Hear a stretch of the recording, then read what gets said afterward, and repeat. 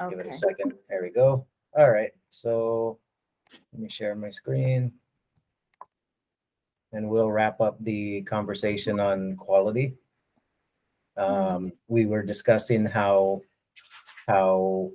Medicare had some metrics, right? And you guys both understand or all understand what I mean by metrics, Yes. Joanne? No? Okay, Mm. sometimes that's a weird word. Yeah. It's like, is that like a measurement or what, you know? And that's really what it is, right? It's a measurement. Not like inches or pounds or, you know, but in the case of our patients, we look at the measurements of things like the outcomes of dialysis, which, hold on just a second, why can I not? There you go.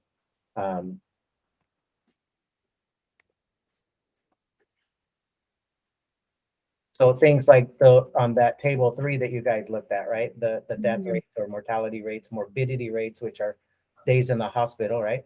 Or hospital stays, and then infections and it is a measurement of quality if you it is a measurement of quality when they look at like the percentage of patients that have fistula, graft, catheter, because if we're really advocating properly, one, like if patients have catheters, we'll get them out quickly. We'll get them out within 90 days because they shouldn't have them for more than 90 days or it will like increase their risk for death. Okay, it increases their risk for mortality. So 90 days is the point where we want that catheter already out and a fistula or a graft working. Okay. And if that's not accomplished, it's like a measurement of quality. So like if you say, okay, how many grafts, how many fistulas, grafts, how many catheters, and you got a lot of catheters, that's an indication of quality, a metric of quality on the clinic. Then how many had them out within 90 days? That's another measurement of quality, because if we're doing our job right, then we're advocating and educating and reminding, reinforcing the advice to go to the procedure to get the fistula. Sometimes it takes some time to convince people to do that. Like they got this catheter in their neck, right? And then it's like you got to convince them that there's a better access, that we got to get in as soon as possible. Carolyn, looked like you had a question. Or No, I was a little confused when he said catheter. But then you just mentioned, you just explained it at the end, the one in the neck, because that was my question, is how long does it stay in there? But not you just yeah, answered. I mean, they can stay in long term, but that's like only a last resort. Okay. The preference is that we have something else in there that's an internal, that we can put needles in, take needles out, close up the door for germs, and then not have the sensitive placement like a catheter's in a large central vein, and most of the time the tip of the catheter's in the heart. So not the ideal scenario for an immune compromised person. But again, we'll come to access again. Just know that like the ratios of fistulas and grafts versus catheters and the timeline to get catheters out, that's measured and it's compared facility to facility and state to state and nationally. And basically what Medicare expects is that we meet the par, we meet the national averages, and then that we also improve on our own. Like we got to at least meet the bar, but then we have to make constant improvements to our quip. So we should be doing better in areas every year. Okay.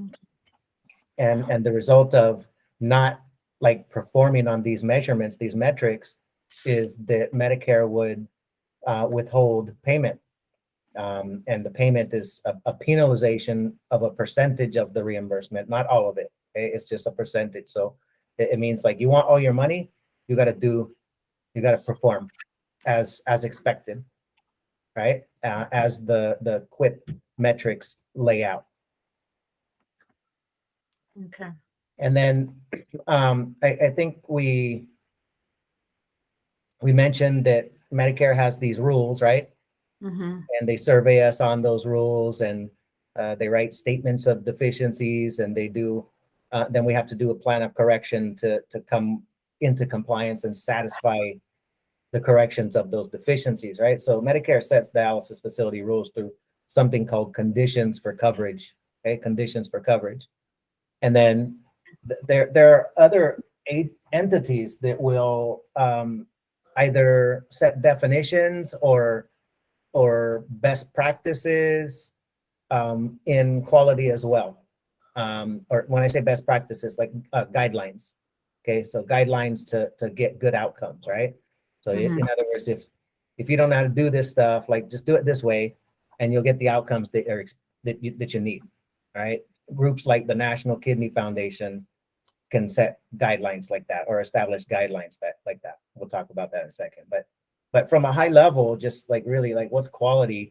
Institute of Medicine, I think it was like 1991. They created a definitive framework around quality, and it laid out like a rubric of items that are involved in quality, and they all need to be there. They all have to be there to really call it quality healthcare.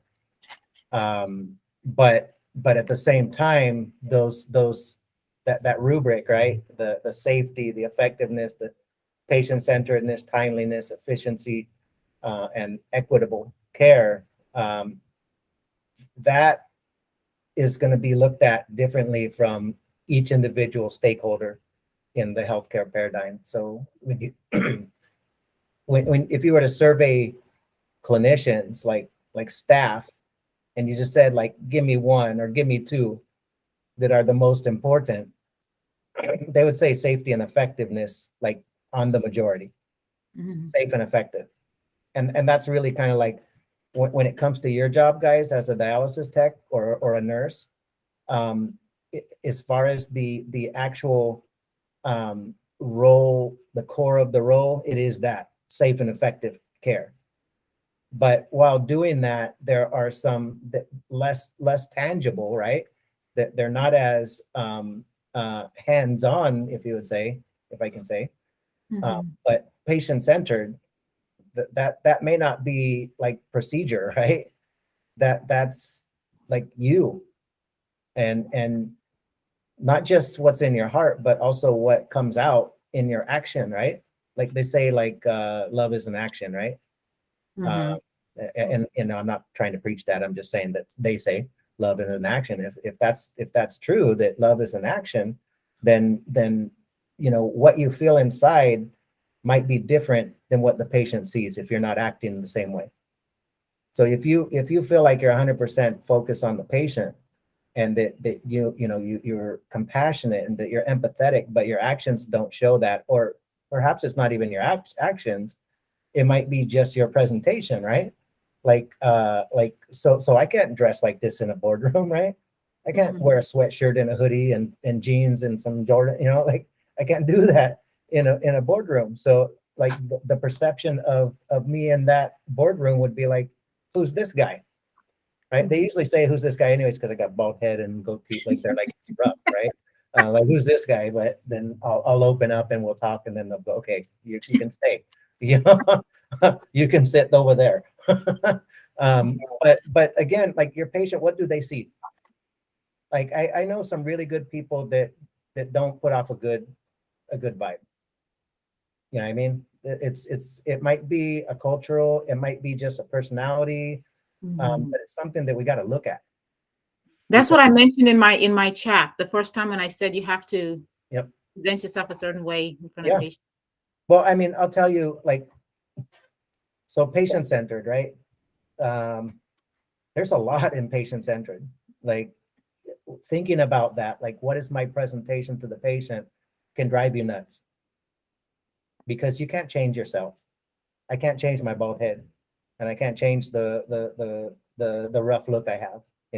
Well, to an extent, I could shave better and clean it up and put on nicer clothes. But I'm still me, right? I can't change that I look like a mutt, right? Like are you white? Are you Hispanic? What are you? And people always say, oh, are you Asian? When I was younger, they say that to me. Um, Funny. so I can't change that, right? And I don't want to change who I am either. If I have values and and I have a culture and a heritage. I don't want to change that either, right? But I have to realize that sometimes my presentation, like I said, I come in and then who's that guy? And then I got to talk, right? Some people won't get past the presentation. You understand what I'm saying? So like when I was younger, and I still do it, you'll catch me one day, I'll go like, member, and I'll say, instead of remember, I'll say member, and it's like that street talk, right? That, yeah, it's that street talk, and I always worked in urban clinics, so that was mostly okay. But then I ended up working in a white collar neighborhood, right? Where everybody make a lot of money and educated and stuff like this. And then I was like, who's that guy? He's a punk, right? And one day, guys, like I usually could get over it. Like the patients will get over it because they'll see like he works hard, he takes good care of people, he sits down and talks to them, he knows the machines, he knows how to put needles. So they usually got over like what they thought of me on the first impression, right? And when I was younger, like you'll always see me like this, okay? Always. Mm-hmm. Always, because everything under here is covered green, like tattooed. So even rougher, right? Even rougher. And I had a patient that she was mid-age, like young 50s, Korean lady. This was when I was 20, so she's probably, she's like 70, 75, something like that now. And she didn't want me to take care of her. She didn't want me to like put her on or like really have much interaction with her outside of like monitoring throughout the treatment. But like the put on, the take off, the whole, like face to face, warm touch, all that kind of like, she didn't want me. And after a while, I mean, a good while, like over a year, I asked her, I was like, Mrs. So-and-so, I could ask you a question. It's like, I got to know, like, what is it that makes you uncomfortable about me? What is it that makes you not want me to take care of you? And she goes, I know you're good. I see that you trained everybody, this, but you have a lot of tattoos. Mm-hmm. And in my country, that means you're a bad person. And I can't get over that. Like, you look like a bad person.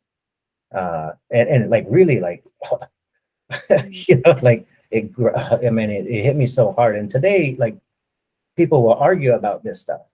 Mm-hmm. I mean, they will argue about like, it's my right. And, I can color my hair and all these things. And I agree.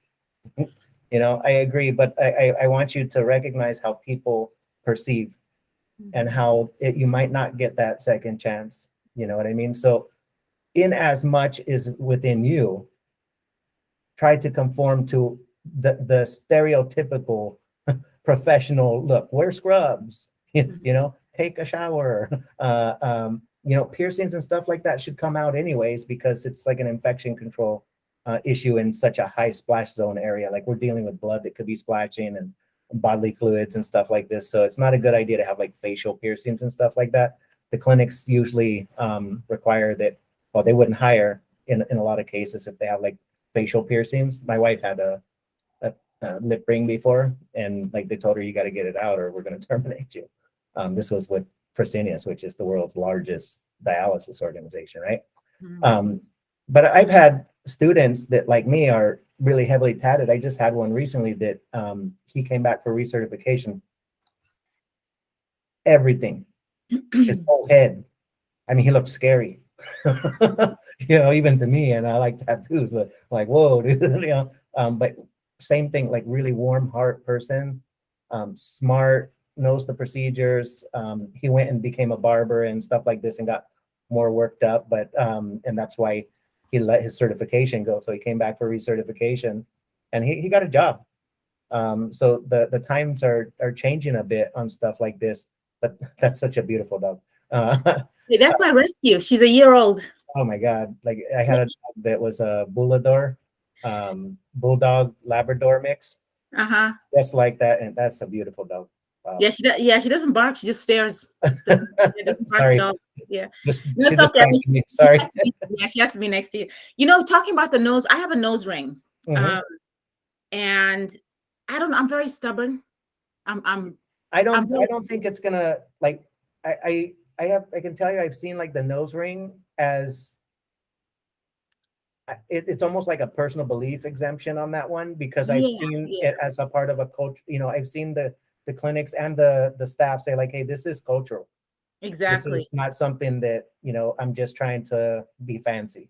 Hey, Yeah, this so is I went actually to apply for a job out here. I hated it so bad. It was an emergency room, and they saw my nose ring. Nothing in the orientation said anything about piercings. Uh, they hired me for about 3 months, and then afterwards they had a problem with it. So yeah. that was my thing, is if it was so important in the beginning, it should have been said right there. So I said, well, I do think that it's overlooked in that stuff, to tell you the yeah, truth, because yeah, I've never seen it as part of like a handbook or anything like that. no, But I see no, it and it may be. Here's what it may be, and I like that we're talking about this. It's not like core dialysis, but I like that we're hmm talking about it because it might be just a subjective thing. hmm It might be the hospital admin, or the, like with my wife with the lip ring. It was the admin that told her like, hey, and she's a tough lady. Like, hmm she's still in the industry, like, yeah, not fun to work with. But yeah, just maybe that's what it is. And I don't know if that same person who had a problem with it's the same person who hired you or not. yeah, um it was, which is so funny because I said, well, I've been here for 3 months, and yeah. I said my qualifications are really good. So I said, well, if my nose ring is such a big deal, here's my 2-week notice. Yeah. And Yep. then when I left, they wanted to hire me back on again, and they offered me more money. But it's like, I have a saying that says, the shrimp that sleeps gets eaten up by the cactus. It doesn't make any sense, but it's like, hey, your opportunity was right there, and you took advantage of the Yeah, yeah, whole. So it's like, yeah. yeah, So, yeah, I mean, on that patient centered, back to that point, just understand that connection, identification, comfort, it comes in many fashions, hmm, and not everybody gives people the chance. exactly. There are some people who are so stuck up on their hung up, I should say, on their stereotypes, Hmm, their prejudices, their racial feelings, their sexism, all of that sort of stuff, right? That hmm, we're not going to break that down, even with the most empathetic, compassionate, uh, well educating, best advocating care in the world. Some people just don't care. And hmm. I'll tell you the truth. Um, I'm sure you probably will agree with this, Cameron. I think you've been around a little bit in the healthcare system, but I've worked in the urban and despair areas, and I've worked in the white collar areas, and I hate the Hmm. white collar areas because they don't appreciate it. Yeah, yeah, I've been there. Yeah, Yeah, especially as a traveler. Yeah. yeah, they just, it's an entitlement. It's, I'm a customer now. I'm paying you, so Hmm. but Exactly. when you see those urban areas, man, these people are so appreciative, and Hmm. and they just take you in, and I haven't had anybody who turned me down in Yeah. an urban area. They love me. Hey, man, your tattoos are cool. By the way, after that lady, I stopped wearing short. I always wore long sleeves. I'm not telling you to do those things, cover up who you Mhm. are, but for Yeah. me, it made me feel better about not having somebody that's gonna this is very ego, like big ego, okay? But Yeah. I Yeah. was at the time, I said, she's gonna refuse the best care in the center Yeah. for Yeah. tattoos. I'm not gonna give her a reason then. I don't want people to turn down the best care in the center, or to, because I was the teacher, I was the trainer, I was, like, I was like, I need to interact with all the patients as I'm training these new people. Okay, she'll let the people I train take care of them, take Hmm. care of her, but Yeah. not me. And we, So we are living in a very different time now. It's like there's so many different types of people now. There's yep, people with yep, illnesses, looks, everything. So it's, yeah. yeah. Yeah. Well, and I'll just bring up another, I think, sensitive point. But I had a transgender patient in like 2000, in an urban area that, um, he was so, I shouldn't say he is, she was Yeah. so alienated Oh, by patients, by staff, because nobody understood. yeah. Yeah. Nobody understood, and quite frankly, at that time, a lot of people would not accept. Mm-hmm. You know what I mean? And I just like I thought about it then. I always took care of this person, um, but I thought about it then, like how crappy this is to have this disease, and Mm-hmm. you need this support, but then because of your identification, how you feel about yourself, you and you can't deny that people are gonna alienate you, and it's not like a thing where I think anybody disliked her, Mm-hmm. or even most of the time in the staff especially, I don't think anybody judged her, Mm-hmm. but understood her. Understood. Yeah. Yeah. No way, no way. So on that patient centeredness side, I think we talked about it, like intersubjectivity, right? Mm-hmm. Learning about people is really, really important. And I loved your guys' first week discussion. Everybody, some people even more than the four posts, but you guys really dove in and got deep on it. So I think we're on that intersubjectivity side. This is a great group to work with to kind of open up all those bag of worms, right? Mm-hmm. Like talk Yeah. about those things. Timeliness, like that's important. And looking at these things, let's shorten this up. I said the clinical people's safety and effectiveness. What do you think? Like, who would be concerned about time? Who would have that as a priority? People that are OCD like me. Okay, so But so yeah, patients, no, patients will really, it means a lot of the patients with their timing because they have other stuff to do during the daytime and this is a long process for them. yep, So it's important that you get there right when you're supposed to get there. it's an appointment, man. Like, why are Yeah. you an hour late? Why am I getting on an hour late? I'm gonna be upset with you. I'm Yeah. gonna blame it on you. Like, it might not be your fault. It might be that the patient before had a medical emergency and we had to like treat that and then transport, and they were sitting in the chair. So Joanne's gonna get on late. Mm-hmm. And we have to educate our patients on that sometimes these sort of things happen, right? and Yep. and that they're understanding that we'll do the same thing for them. We'll give them the time they need if there's an emergency, and it might offset somebody else's day, but we're not going to hurry up and get it done just because the appointment time is supposed to be over. Mm-hmm. Make sense? Yep. I can say we do. And the only time there's that outset is like in those outliers, like when patient is at the end of the treatment is bleeding for a long time, or during the treatment had a medical emergency and needs to be treated or transported.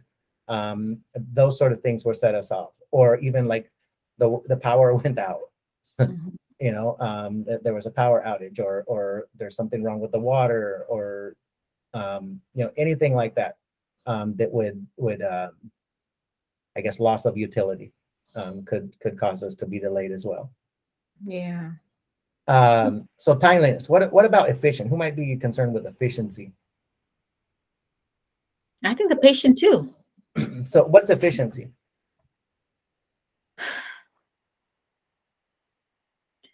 Um,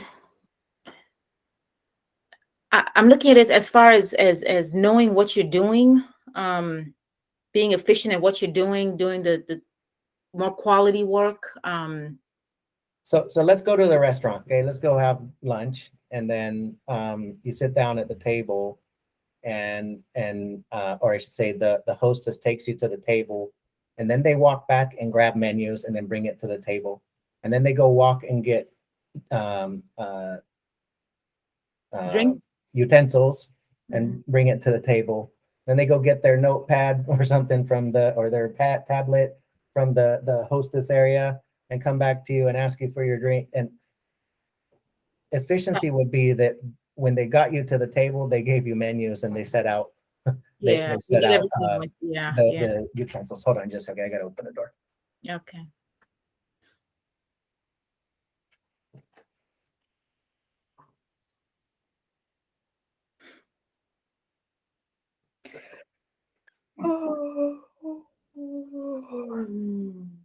So efficiencies are those workflows, and then like the smoothness of workflows. And I'll give you like a personal example that it tells a story. Okay, so me and my wife, we did IVF. with my last child. He just walked in the door. He's 8. But we did IVF, right? And we did a first round of embryo transplant, I think that's what it's called, or embryo implant, I think. And when we were in that procedure, we ended up with a different doctor than was our doctor the whole way, and in a different center than we had been seeing. And I remember there's like this solution or something that they have, and then they use that solution for something, all right? but this is like a procedure room, okay? Not an OR, but it's an invasive procedure, right? That the implantation. And the person who was, I'll just call it kind of similar to a scrub tech, but the assistant to the doctor, oh, I forgot this, and 2 times went in and out of the room. Okay. Yeah. And there's somebody watching the embryo, literally watching it the whole time, temperature, and like my wife's here, I'm here, the doctor's there, and there's this person with like an incubator, and then there's this person who's supposed to be helping the doctor, right? And that person, like 2 times in and out. And I remember right there getting this, like this, my stomach just, Yeah. like something's wrong. I work in healthcare. Yeah. Like, where's, excuse me. I was like, why do you not have your shit? Yeah. I was like, what's going on here? And we had a failure with our very like top ranked embryo. So our first round of implantation was a failure. We had a bio positive, and then what they say is a miscarriage, but it's not really a miscarriage. It's a bio positive, and yeah, it's not really a miscarriage, but it still mentally was huge on us. And we have to do it again. And you can, like, my story behind this is the efficiency, like you said, can affect quality, because some things are time sensitive, some things are barrier sensitive to like providing like sterile barriers, or the cleanliness or the disinfected nature of the room, like clean rooms, right? Yeah. All of those things. So efficiency, that's what it is. It's the workflows, the timeliness, the having the stuff that you need ready when you need it, not having to go back and forth, taking one step for a one-step process instead of 5 steps for a one-step process. Okay, and that matters a lot to really everybody, but the people who look at that are like the managers and the higher than the managers in the corporation, but also so does society. Society looks at efficiency and equitable because who pays for this? We do, right?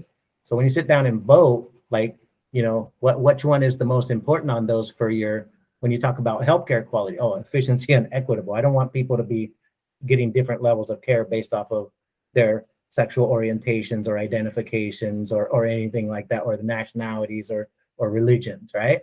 And I definitely don't want my tax dollars to be wasted on people who don't take the proper steps and preparation for treatments.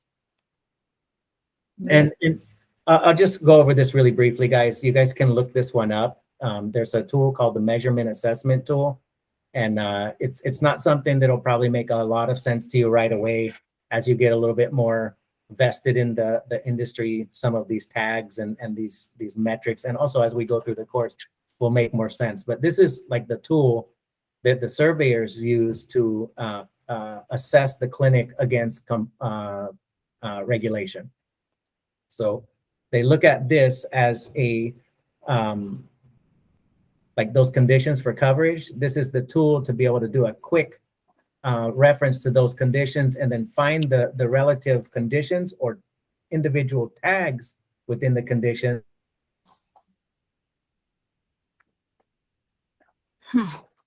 Interesting. To write deficiency logs, and they have chloramine levels that are greater than 0.1 in those water logs. The surveyor will then look at, did the clinic do the right thing, and do they have the documentation for it? And if they don't, then they'll write a VTAG V196. The clinic knows what that VTAG is, and we know how to like now we have to create a plan of correction for that VTAG. That makes sense? Or if it's a whole standard, just water and dialysate quality, if the standard is compromised, that's a little bit more,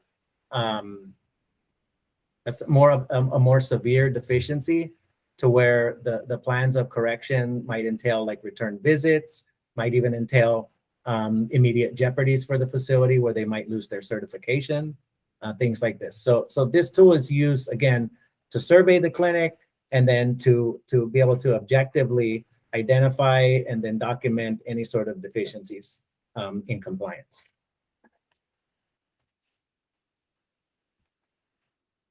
And this is interesting as well. I think something worth looking at, the ESRD networks across the country. Medicare has got a big job, taking care of all the beneficiaries in the country, right?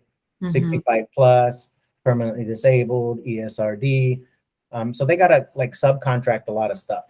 And like most of the surveys are subcontracted to the states, to the Department of Public Health. With as far as other avenues of quality and advocacy for patients, Medicare subcontracts with these networks. There are 18 across the country. They have different regions that they are responsible for. And basically what they do is they provide channels and resources for data transfers, reporting of data, for like maybe saying, hey, in Southern California, we have this many men, this many women, this many that were unidentified, this many that were 50 plus or 20 plus, or different age groups and nationalities and comorbidities, to be able to provide public reporting. Like we want to know about infection rates, we want to know about all those things I talked about in the QIP. Those are also like public domain. So they're consumer facing, meaning the my wife, the patients have the right to see all that information. Okay, and on top of that information, and by the way, that information is like posted in the lobby of the dialysis center. The QIP information, the most current information, will be there. Okay. So they get like a score. And then I think I mentioned the dialysis facility compared to you guys, right? Yes. Yeah. Did anybody get a chance to look that up and look at your Yeah. It's funny that you mentioned that, because I was looking again yesterday in detail, and in DaVita alone is 2,600 clinics out here, and Fresenius is 4,171 clinics in Alabama. No, that's nationwide. Oh yeah, and then that's nationwide. I did look under the ESRD, and yes, it gives a lot of information, and I actually walked into a couple of them, just to get a feel. Oh, the ESRD networks? Yes. Good. Yeah, they all have their own website. Each network has their own website. So it's interesting to look at, like, well, just look across it, and some of the striking, I think, notable items is that, like, Florida only has one network, right? Texas only has one network. And Texas makes sense because Texas is big, right? Florida's small. And then California has two. Why does California have two? Because we have more patients than any other state. And the diversity in California is, I think Florida's, at par with us as far as diversity, and some of the, like, New York, New Jersey, right? They're at par with us as far as diversity. But more patients, more diversity, you need more, more resource, right? So they can't spread themselves so thin in California and Florida and Texas and New York, New Jersey. Whereas in like the some of the central states or central western states like Arizona, Nevada, what is that other one? Utah, New Mexico, that they got 6 states for just one region or one network. Does it make sense? Yep. And then when you look at the individual websites, you'll kind of see like what they focus on. Okay, there's data, there's grievance reporting, which they're like an advocate or a mediary for the patient and the clinic. So if the clinic has done something that the patient feels like they've been discriminated or discharged inappropriately, or being treated unfairly, something like this, they can go to the network, and the network will advocate for them.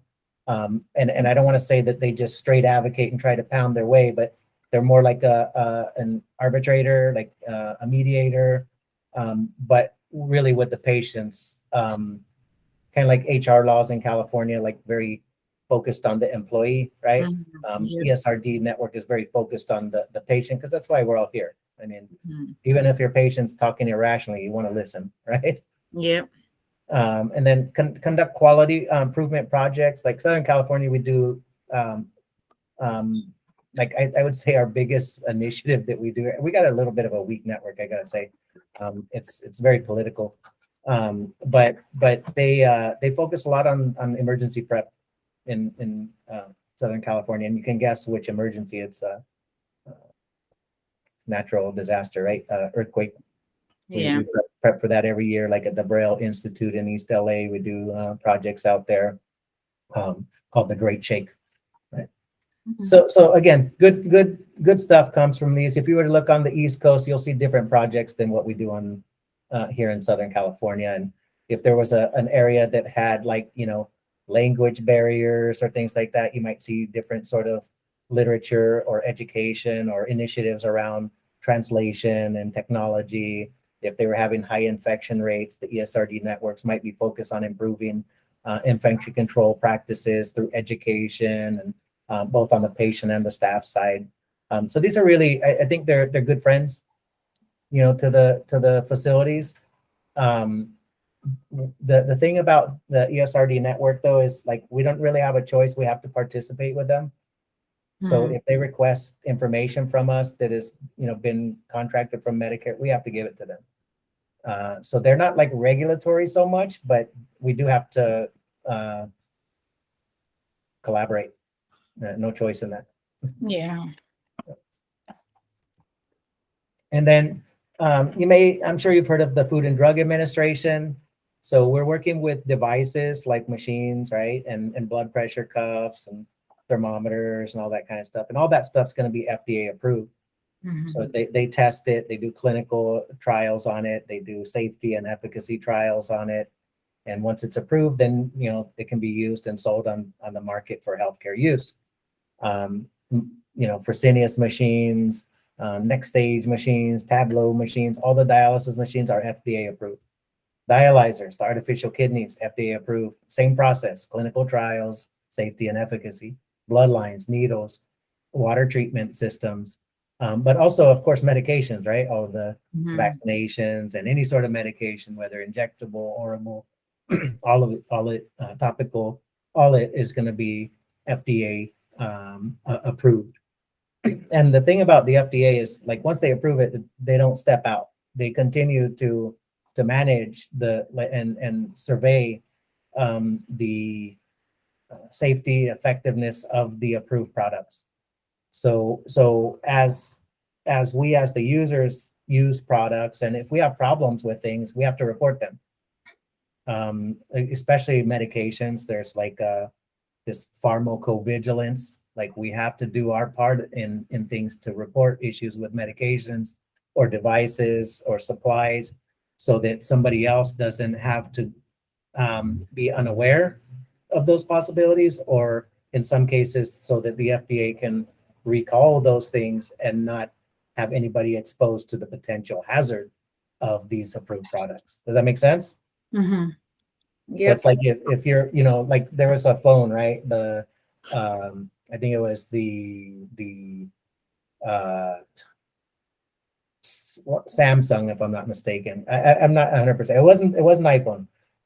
It was one of the other products, but it was like catching on fire or blowing up or something in Mhm. people's pockets, right? And they recalled the crap out of that, right? Like, when they got to get rid of that one. So it comes back and they replace the product, right? And same thing happens with medications and devices. If you were to look up, just like Google dialysis recalls or Dialysate recalls or dialysis machine recalls, you'll find a good amount of literature out there. And you can even look that up on the FDA website. You can look up current recalls and things like that, and see what's out there pending as far as recalls. Look up dialysis recalls. Ooh, I just did That's a bunch, right?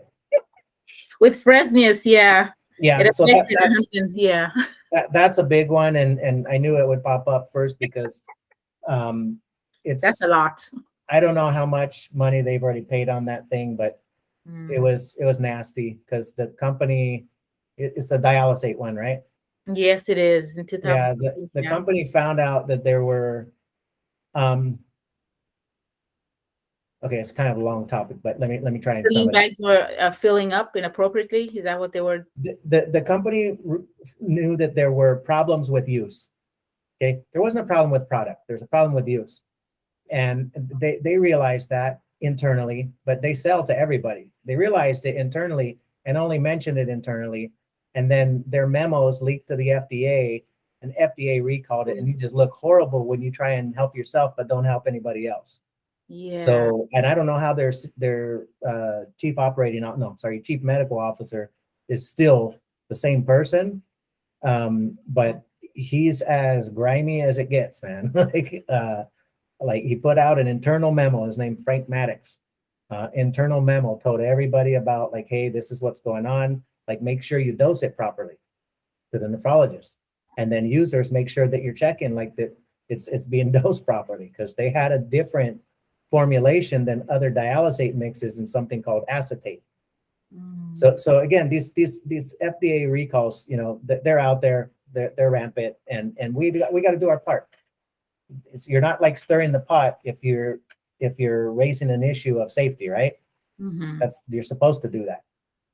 Like you know, stirring the pot can be a lot of other things, you know, sometimes necessary, sometimes not necessary, but safety is not stirring the pot. Safety is at the core of your job, right?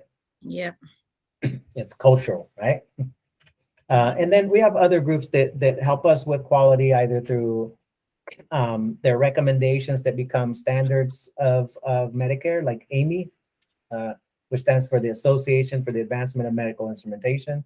And we'll talk about that when we take a look at water and reprocessing of dialyzers and biomedical instrumentation. So this group sets the recommendations that Medicare will adopt as standard and condition for coverage. Okay. Mhm. And then JACO, I know you're familiar with that, Kenlyn. So in the Yeah. hospitals, right? The Yeah. Joint Commission of Accreditation of Healthcare Organizations. And this is an optional accreditation for hospitals that helps them to gain like magnet status and just be seen as a upper echelon healthcare institution. So Mhm. they don't have to do it, okay? But they a lot of times do.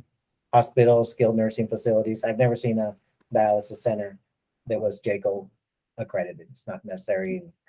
We don't really want a bunch of people coming, like another entity coming and serving us. We don't got time for it, right? So why Uh, do they have it on here then if it's not part of the dialysis? no, just another group that will. So hospitals, hospital and nursing home. Oh, that's right. That's right. Yeah, Never mind. hospital and nursing home. Yeah. Okay. So remember, dialysis happened in many settings, right? Yes, yes. And then there's a group called Renal Physician Association that you probably won't hear too much about, like just in your day-to-day activity. They do a lot of stuff, and they're the physicians, so they set a lot of clinical quality guidelines that you know become part of our standard operating procedures. But we, like as a technician or even a nurse, we don't quite often have any interaction with the RPA. It's a special special association where they set like these best practices that become informed guidelines, and it's kind of like mentorship, guidance Mhm. from an elite group. So with that group, they did some stuff way back 1993. First guidelines for adequacy of dialysis, which haven't really been um, changed too much since then. We still kind of call adequacy the same thing. We say it's about the blood work of urea removal and treatment, and we'll go more into that in this week's presentation. Something called KTOV and URR. So like the blood clearances of waste or urea, we call that adequacy. They also set some guidelines on patients who don't get enough dialysis are at risk for hospital stays and deaths. So they that was still in the adequacy realm. That below a certain number, you're not gonna see, or you're gonna see higher mortality morbidity rates. So those numbers I said, KTOV and URR, they establish like the minimum threshold. Like we cannot accept any less than this, right? And then those guidelines, they were published, care for patients with advanced chronic kidney disease who are not on dialysis. So like preparing them, which that would be like CKD education or pre-ESRD, pre-end stage renal disease. And then also, once they hit the ESRD, the care of, and that was a work group that was established from the Renal Physician Association. And then also some guidelines on how to have conversations about shared decision making, and not just conversations, but also true evaluations of quality of life and perception of health and things like this. But shared decision making is so important. I think we've talked about it a couple of times. There are people who sometimes families make the decisions for them, right? And on the same point, like the shared decision making is like kind of geared at saying that doctors have some input there. The doctor is gonna, in other words, doctors should be having conversations that perhaps dialysis is not the appropriate choice for mom or dad, or your brother, sister, or whoever it is. Like to be truly considerate of quality of life, length of life expectancy, things like this, and weigh out with the patient and the family whether it's the right choice.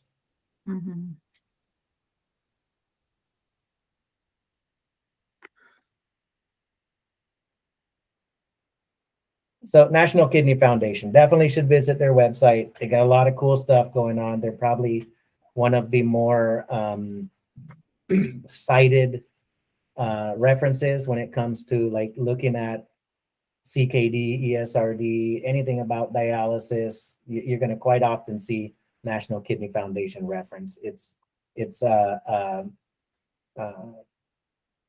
forgot the term for it. Is it 503 or 503C, if I'm not mistaken? It's a nonprofit. Okay, I might have got the number right, but it's a non-for-profit charitable organization, the largest non-for-profit kidney-centric organization in the world.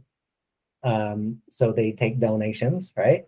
They do a lot of fundraising through things like running and Tough Mudder and Spartan and whatever you can raise money for. Trust me, National Kidney Foundation is somebody's representing in those things. GoFundMe's, all those sort of things. And then what do they do with that money? Well, they do things like research, education. They do some advocacy, some lobbying for healthcare policy. But I would say like the main focus is around research and education. And with that, they can bring together all the subject matter experts, all of the stakeholders, and I do mean all of them. So from the patient all the way up to the nephrologist and everybody in between, like the technicians, the social workers, the dietitians, the nurses, all of those will be represented in National Kidney Foundation events. Like if they have a annual conference and they have tracks, like here's the education track for the nephrologist. Here's the education track for the nurse practitioner. Here's the education track for the nurse. Here's the track for the dietitian and technician and patients. So they have something for everybody, and you don't have to go to the one that is your discipline. Like I could go to the doctor's track if I went to that conference, or I could go to the patient's track. Does it make sense?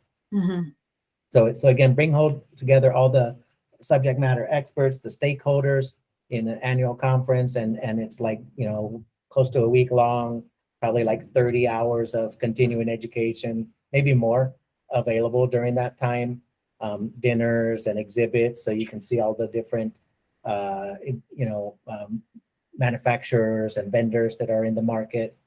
But as far as the clinical guidelines, with all those resources, with the group that they have, the membership, right?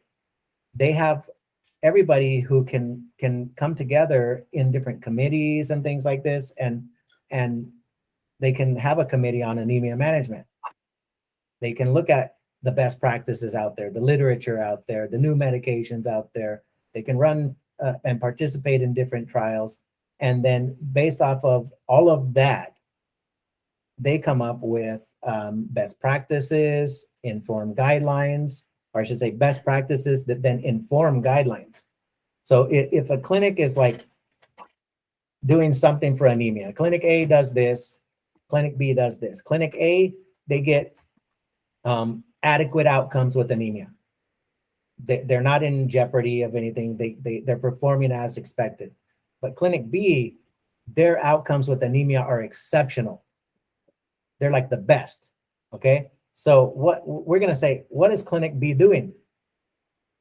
How do they do that? Let's get it on paper. Like that's the best practice. Okay. And then other clinics will look at Clinic B's best practice and try it. And oh, wow, we did better too, right? So then that best practice can be an informed guideline. And that's what NKF does, is they look collectively across best practices and create informed guidelines in topics like anemia management and bone disease and chronic kidney disease, pre-ESRD, diabetes, lipid or fat and fat disorders, adequacy of HD and PD, or hemodialysis, peritoneal dialysis, heart disease, hypertension, nutrition, and then vascular access. So they establish best practice guidelines or informed guidelines for all of those. And they change periodically. As we try things, right? As we measure, like we do the QIP, as we see our outcomes, oh, hey, this one's not doing too good, let's try something different. And when we see trends on the upward, we see things improving, or we see really great outcomes, we make that our best practice. So we don't always go by guideline, right? To the T.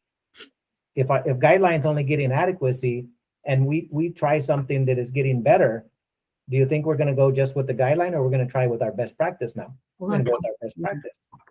And then now if our best practice is shared among other organizations, it can become a guideline that where everybody else can use that.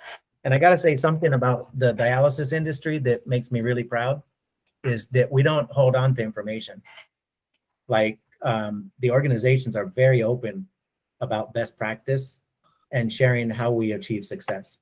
Because ultimately I haven't met, and again, there's a lot of grimy stuff that happens in every industry, including dialysis, but I can say that with 100% confidence that from a sharing of best practice and things that will benefit patients, totally open.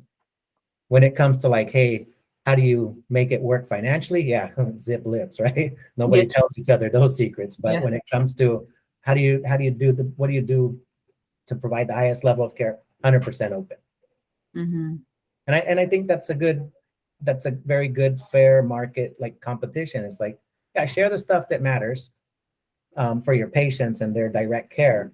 On the financial side, that's what sets us apart, is who's gonna end up sticking through the industry. So if somebody's not making money and I'm making money, that's good for me, because eventually if they don't make enough money, they'll have to close their doors, right?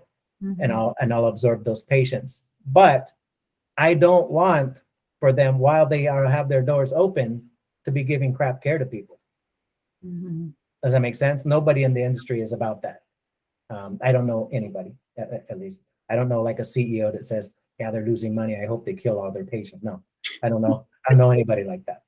It's like, if anything, there would be like a sense of concern from other CEOs that know about clinics or organizations that are struggling, concern for their patients in that regard, their wellness, their life expectancies, their morbidity, mortality rates, stuff like that. And then, with these guidelines that we've talked about, so I think we've talked about it enough to kind of move through this. We improve quality by measuring our outcomes, and when they're excellent, we figure out how we did it and we make it a best practice, right? Whatever the things that we tried that were not at the status quo, let's get it down on paper. And we usually do that like systematically, right? We don't just try it. It's first on paper.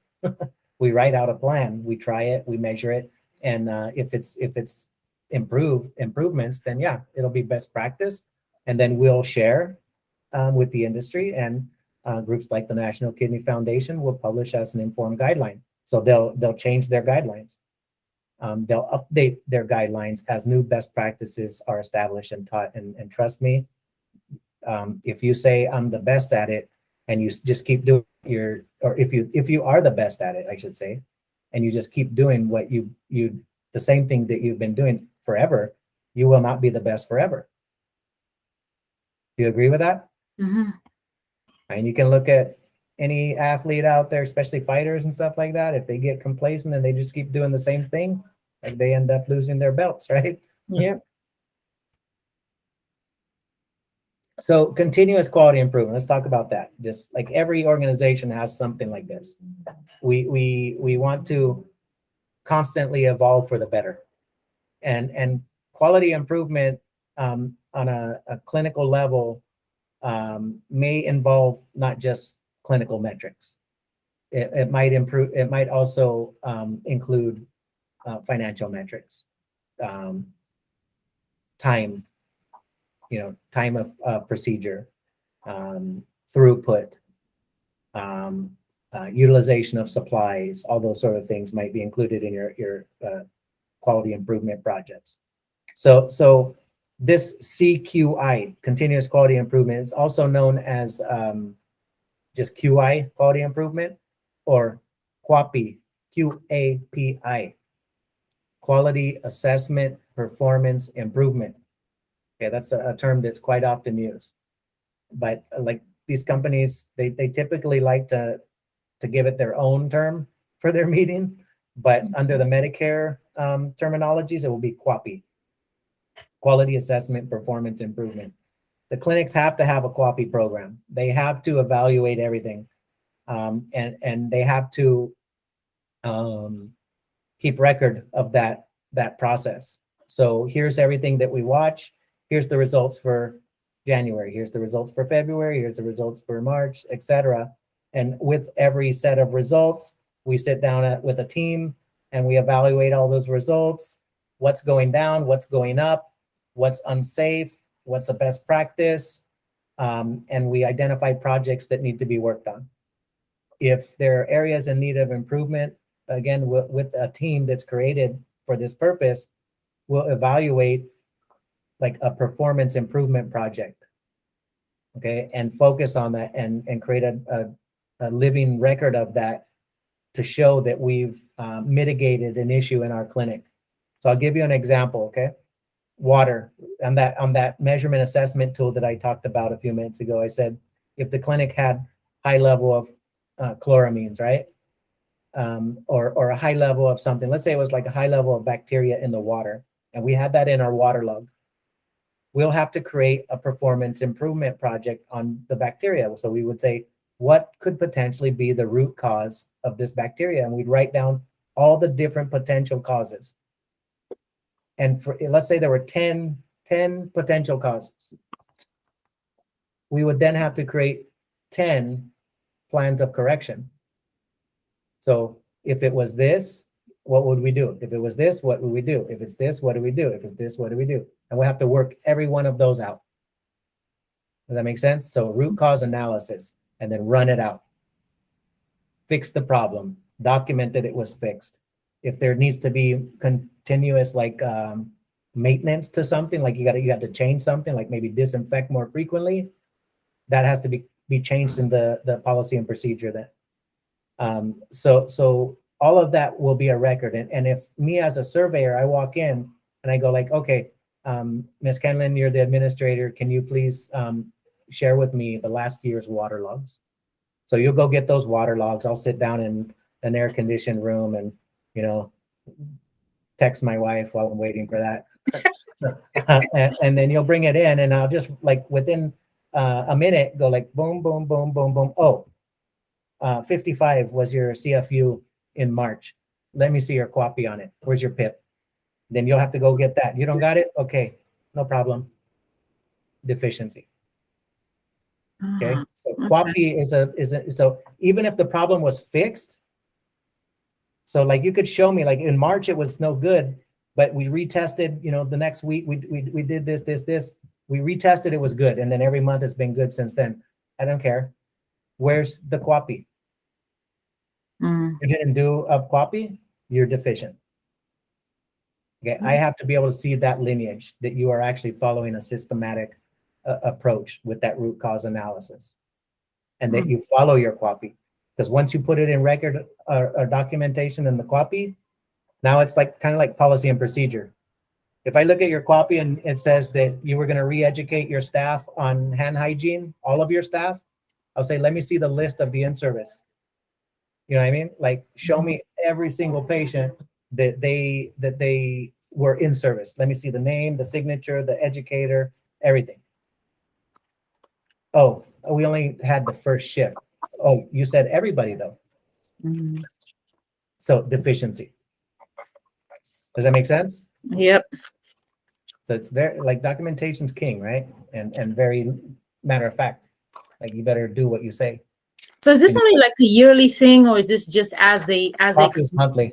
QAPI is monthly. Oh, it's monthly. Okay. Yeah, and really QAPI is ongoing, but as far as that sit down with all the information and going through root analysis and creating committees and things like that, just once a month. And it will involve all the members of the healthcare team, the nephrologist, a nurse, a social worker, a dietitian, a biomed, possibly a clinical technician, possibly a patient representative of some sort. I'll tell you that most likely the clinical technician and the patient representative will not be in most of those QAPI meetings. It's unfortunate, and I'll just say that, like, I've sat in QAPI meetings my entire career because I speak up and I'm like, I want to be on the committee. Like, you know, like I want to be able to speak to the high level, the low level. And you can see here, top down, bottom up, like, damn, even housekeeping can participate in this stuff. You know, like, I've had housekeeping that have talked to me and said, hey, I remember this one nurse I had. She was a newer nurse, and she was a Navy, like, medic or corpsman, or I think they call them, but she then came from Navy, then worked in dialysis, and she was just rough, man. Like, yeah, she was tough. She was probably my worst pupil so far. I had to train her while she was my supervisor. So she was brand new, but then she was going to be my nurse. So I had to, like, you know, train my boss. Yeah. When she would work, so when she puts on the catheter patients, like, you have 2 syringes full of saline, and she would draw those up with a needle. And then the syringe would have the needle on it, and then she would take the needle off and put it on their catheter, flush it out, and the needle's supposed to go in the sharps container, right? She was just horrible with picking up sharps and, like, being responsible about things. And the housekeepers told me, like, hey, at the end of the night, we always keep finding, like, these hypodermic needles on the floor, and, like, we're gonna step on it or we're gonna get hurt, you know? So, like, I was the one who brought that to the QAPI meeting, and you know, we identified who it was. She was already on her way out, but she didn't get fired because of that. But in service was, you know, part of the PIP, the performance improvement project. Sorry, jumbling over my words. She was, like, isolated as, like, you know, hey, you need this in service on sharps disposal. Yeah. So a team, we review data, we look for patterns and trends. You know, if you're evaluating it every time, you can see when it go. You can create different sort of infographics, right? You know, bar graphs and linear graphs and pie charts and things like this to be able to see, like, we're trending up, we're trending down, or, you know, we're going to the area we want to be, or we're going the opposite, right? If we're going the area we want and it's looking great, we might need to look at best practices, and if there's any need to publish, right? If it's going the way we don't want, then we need to set up that PIP, performance improvement project. We need to find the root causes, and we need to work out a plan of correction or a plan of action on each one of those root causes.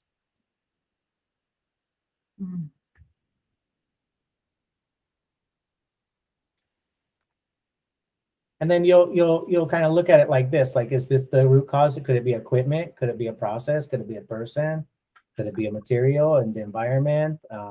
Is it management? So write out all like a fishbone or some sort of systematic way of creating the root cause analysis. So like if our cause was increased infection rates, 10 infections this month, is it people? Is it process? Is it equipment? Is it materials? Is it environment? With each one of those or any other possibilities, we'll identify those and then work out a plan of action on each of them. And then this is just illustrative of, it doesn't matter where you start, like it could be PDCA or PDCC, but plan, do, check, change, or act. This is the cycle of quality improvement and what is really an effective culture of quality, a culture of safety as well. But quality and safety don't just happen once a month at that meeting. They happen every second of the day in your interactions with things. Those once a month meetings are just times where we take a look at our performance, at our outcomes, at our trends. So the planning is like, just everything, policy, procedure, right? Which we act on. And of course, we should always be reflecting on every step of the process, but we have our policy procedures, we have the way that we do things, right? And then again, reflection and doing and checking, assessment and things like this are part of what we do, right? If a person comes in and they have chest pain and we've checked that and the nurses assess, they may not be doing dialysis, but plan, do, check, okay? Check the results of what you're doing and then act on those results, which may be to replan, right? And then do it, and then check it, and then act, which may be to replan. I can tell you we're always replanning. Okay, I haven't been in a position where it's just like, man, we are so good.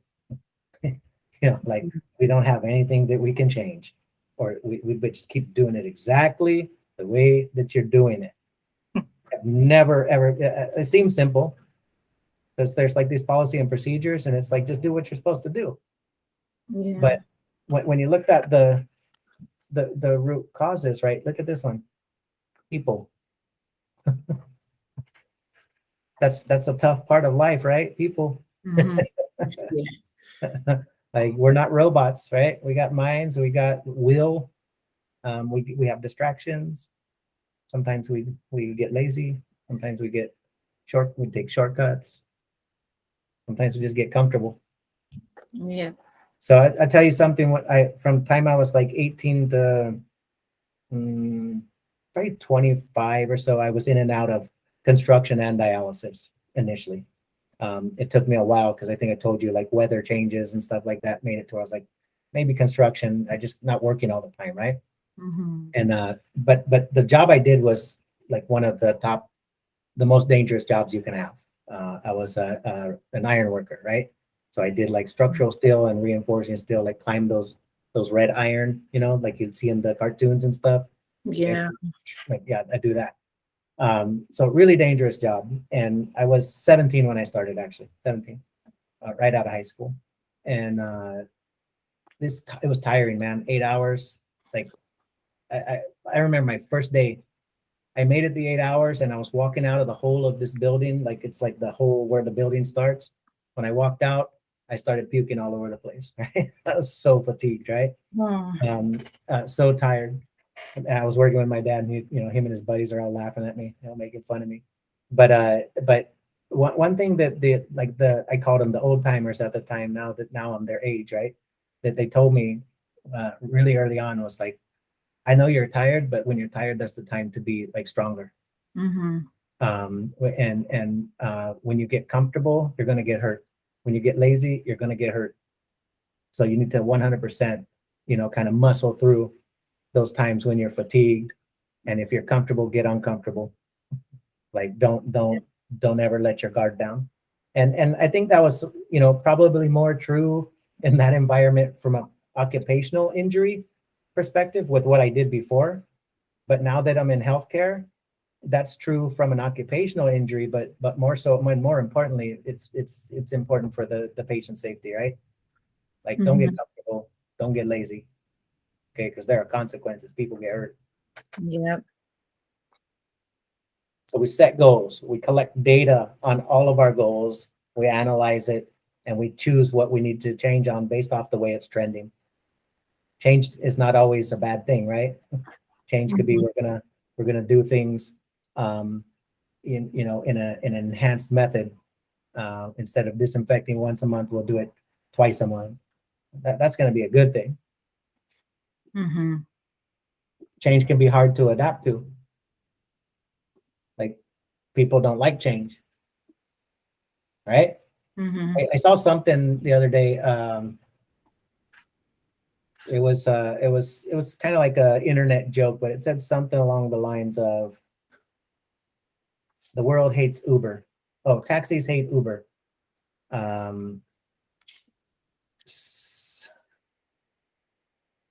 Basically, all these new companies, right? We got all these companies that took away from traditional stuff. Hotels, Airbnb, Uber, taxis, this sort of things, right? Yeah. And everybody hates them, right? The traditional world hates these companies, and they are being scrutinized for a lot of things because of the enhanced way they utilize technology. There's a lot more risk, to consumers. And the same thing goes in healthcare or any other industry. When change happens, even if it's for the better and more convenient and makes life easier, there's always going to be some resistance to it, whether it be like, we've always done it this way, which is very dangerous, right? To say that, like, we've always done it this way, nothing ever happened. That's the worst thing you can say, right? If there's a better practice, that's the way we should go. I'll tell you, I started in 2020 as a clinician.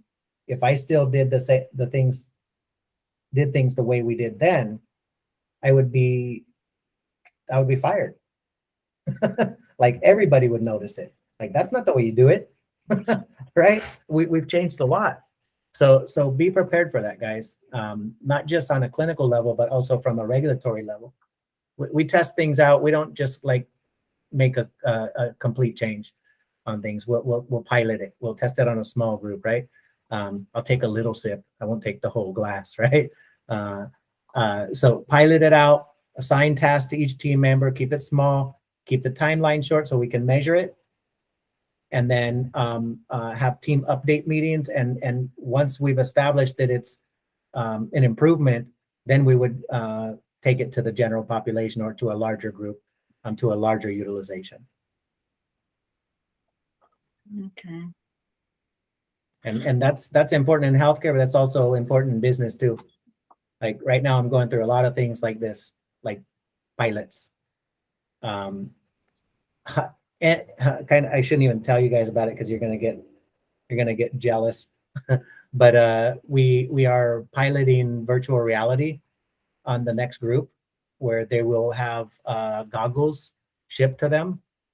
And those goggles, then they will have virtual reality simulations that they'll participate in. But it's just a pilot.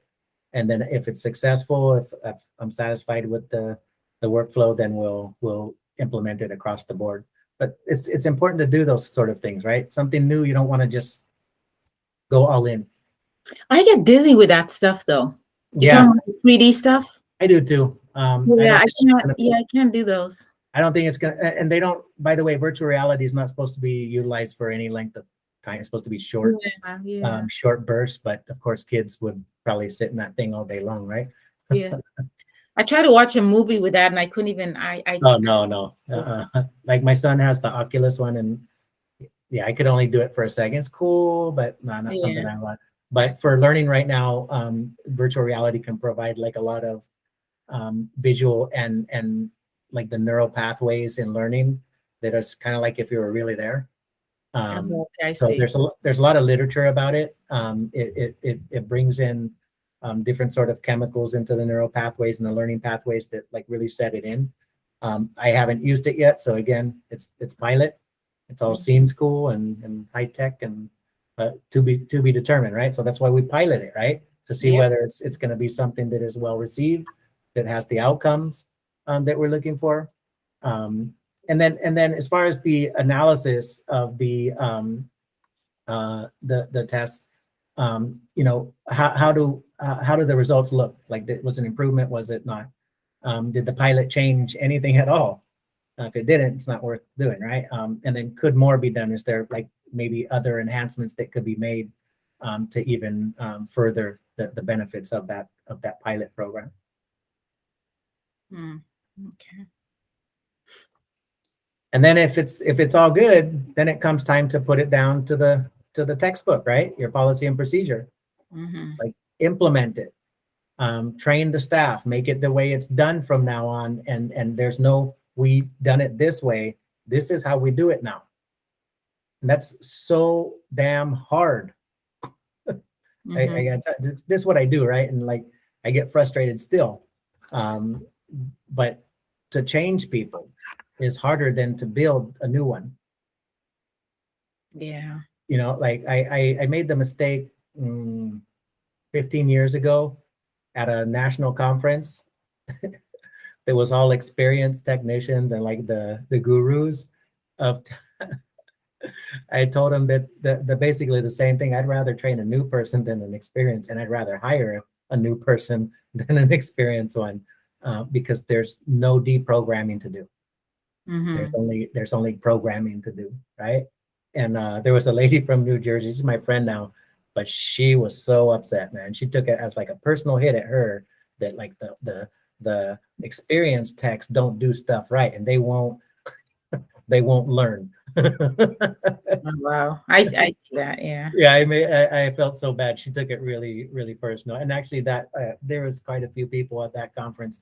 They all became friends that ended up kind of saying the same thing. Like, I thought you were an asshole, you know, the first time I met you at the conference, because you totally insulted me as an experienced tech. Yeah. That's funny. All right, wait, sorry, I missed something. Yeah, we said, yeah, expectation. It's policy and procedure is expectation that's enforceable, right? You don't follow the policy, you'll get written up, right? Yep. You should, anyways. I can say a lot of times people get away with murder in, not literally, but get away with just not following policy and procedure in healthcare, because I'm going to be real honest. Who's got time to watch you? Yeah. Not very many people that are on the floor with you. It's like only when somebody comes in for that purpose that you're going to get noticed, that you don't do stuff the way you're supposed to be doing it. That's why I like the mock surveys. I'm going on the 27th to the 30th to Arizona for one. But I love them because it's like you just see the stuff that they don't even realize they're doing because nobody's watching them. They don't realize they're not following policy, or they don't realize that they're doing it different than everybody else. I had a traveler, the last visit I went, she was from Guam, and she was really good. I mean, super smart, like the most well-versed person there. But she did something that nobody else did. And like, I saw it and I was like, what is that? You know, and it got her in trouble. she was like, I was like, I see all those machines right there. They have a clamp up here, not on the T line. You need a clamp on your T line, not on your run line. and I said, and they said, well, you know, why? And I said, because that's what's in your policy and procedure. It doesn't matter which one, that's what's in your policy and procedure. And if I'm the nurse and I want to verify that everything is correct, I go by the policy and procedure. I don't go by like, hey, Kenlyn does it that way and Joanne does it that way. That makes sense? It's got to be uniform. So when you want to be really, like, you want to be an individual, right, and have your own style, remember that it's hard to know everybody's style. That's why we need to wear uniforms. Yeah. Right? And the uniform is in the policy and procedure. Okay, you might wear different color scrubs, I don't know. but I'm talking about uniformity in the way that you do things. I was never in the military, but I sometimes wish I was, because I think I'm very militant in that aspect of things. Like, you follow it to the T, and I treat work as militant. You know what I mean? Like, you follow your policy and procedures. This is the way it says. You're gonna do it. This is the way you do it. This is what's expected. I shouldn't have to ask. Right? Yep. All right. So what are our takeaways from this quality discussion? Medicare, or I guess the whole payment and quality discussion. Medicare funded 1972, implemented 73, change dialysis for the good and for the bad. I don't think we can complain, but we can say that we've got areas to improve on. And then if we had anything to complain about, it would be about the financial aspect of it, right? Which is not so palpable in the dialysis clinic, but in society, we know that Medicare is paying a lot of money for this. Upwards of $120 billion a year, right? For CKD, ESRD. And then as far as the changing, like everybody has access to it, more clinics, more machines, reimbursement, right? You have insurance now.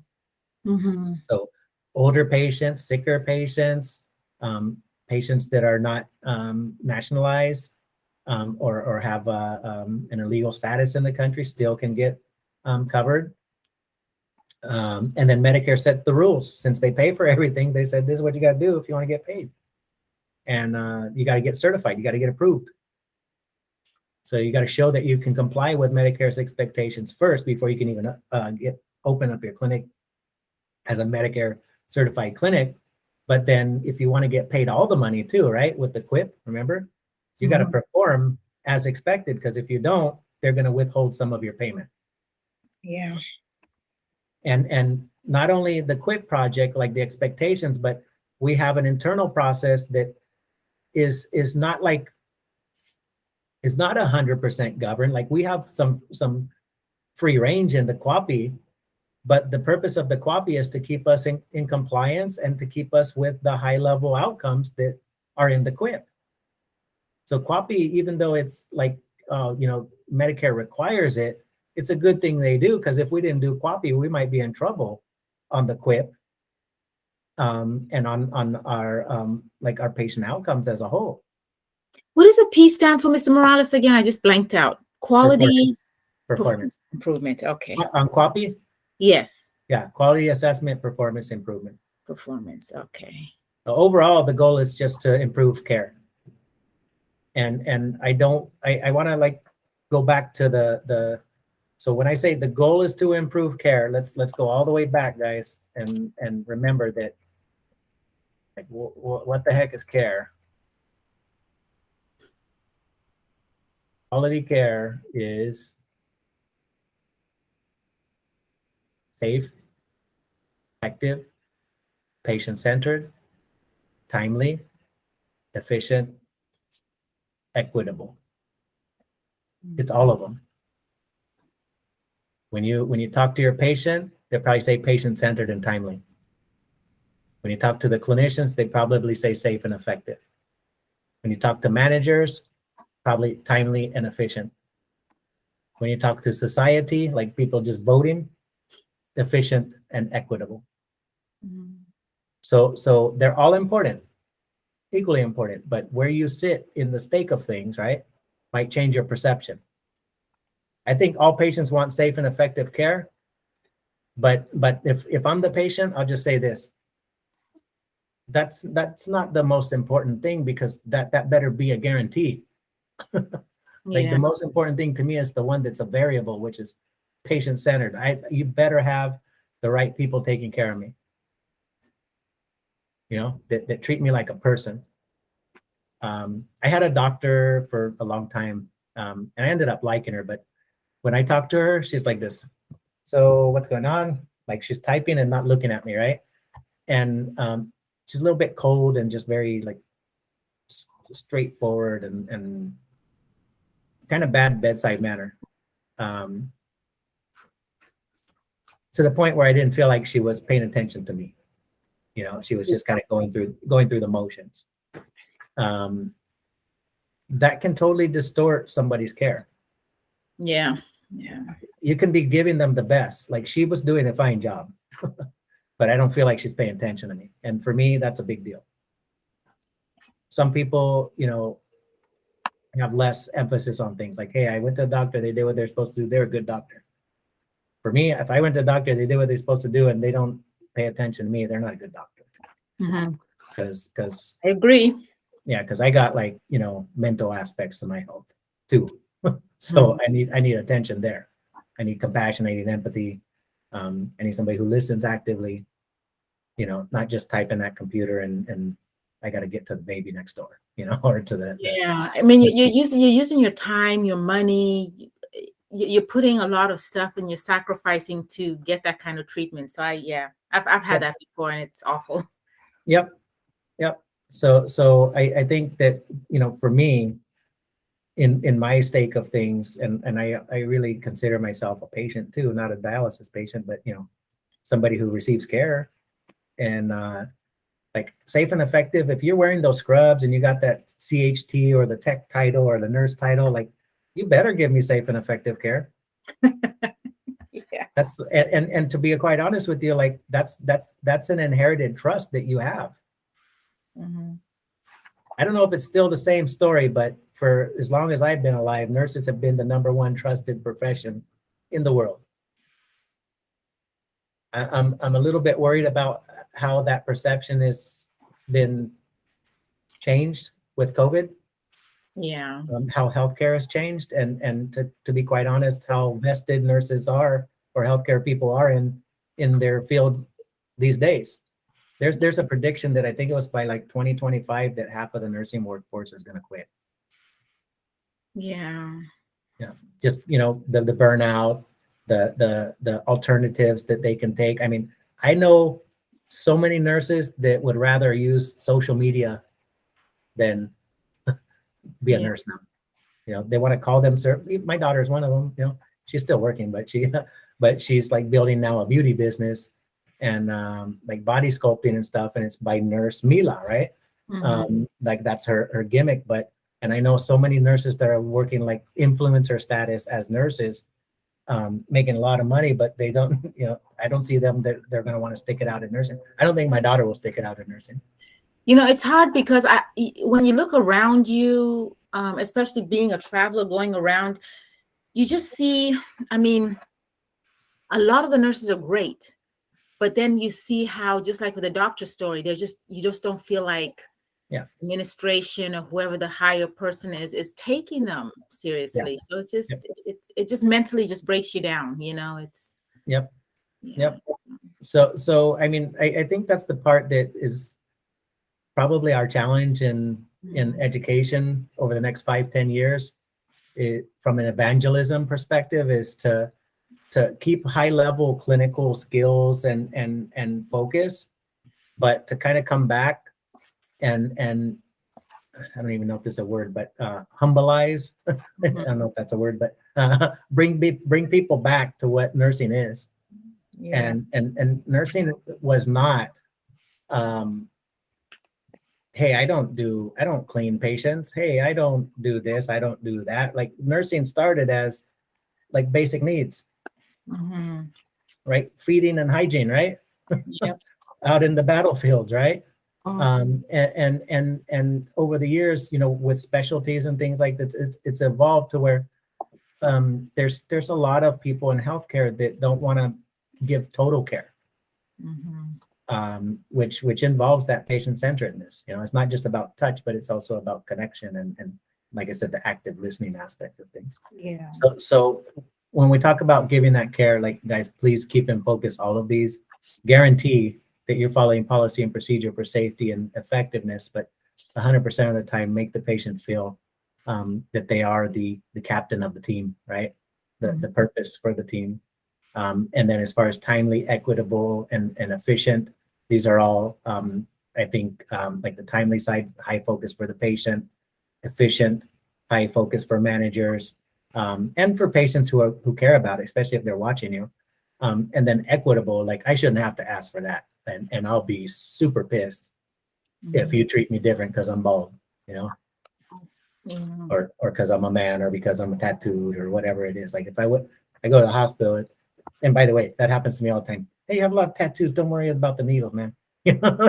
Like, I think it's kind of safe to assume, but no, I don't like them.